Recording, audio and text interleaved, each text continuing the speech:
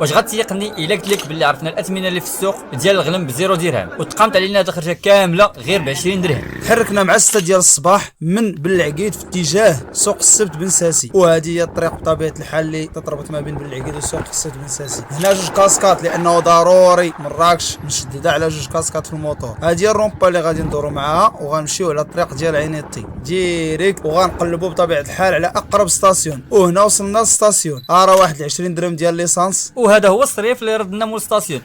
بالنسبه للبلاكه راه باينه طريق فاس ديريكت. ها السوق كيتيبان لكم على اليسار ديالنا، راه درت لكم الاشاره تبعوا النت راه ساهل وواضح ما غاديش تندم عليه.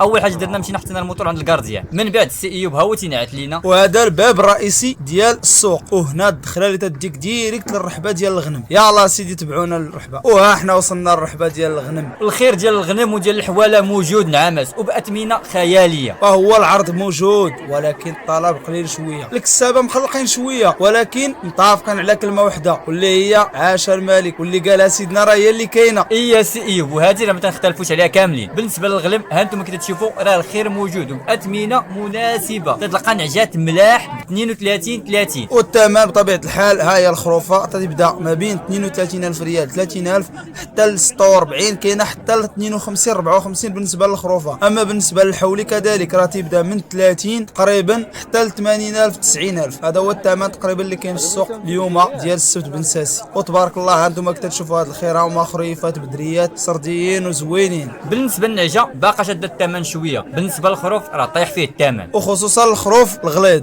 يعني اللي فايت الرباعي والسداسي. وكما تشوفوا اللهم بارك راه كاين الملح في الحواله والثمن مناسب جدا. ولكن دوماج السي عماد هاد الخير تبارك الله يمسع لك الزاره، واخا الثمن ديال اللحم باقي ما طاح. وبالنسبه للسوق راه قريب بزاف من نواحي ديال مراكش، راه ما كاملاش نص ساعه غتعيش احسن اجواء ديال السوق بلدي عروبي. وبالنسبه للعلف ها هو كما تتشوفوا. اقول لي سي ايوب بالنسبه للعلف الجير اخويا هادي شديناها ب 3200. شنو هو هذاك؟ هذا شمندر وهادي النخاله 19. يعني الثمن كاين شويه بينه وبين باقي الثمن ديال العلف باقي هو. هاني نعامس راه الشوايه موجوده والخير موجود، وحتى حنا باش نحركوا الاقتصاد ديال السوق خدينا واحد الفطير غير ب 4 دراهم، لا غلا على مسكين. باقي لينا صاحبك باش تعيش انت وياه الاجواء. انا نعم سيدي جوج شفنجات وجوج كيسان ديال اتاي، وها انت فاطر مع راسك والشفنج سخون اللهم بارك. انا الدخان طالع وباقي الحال بارد.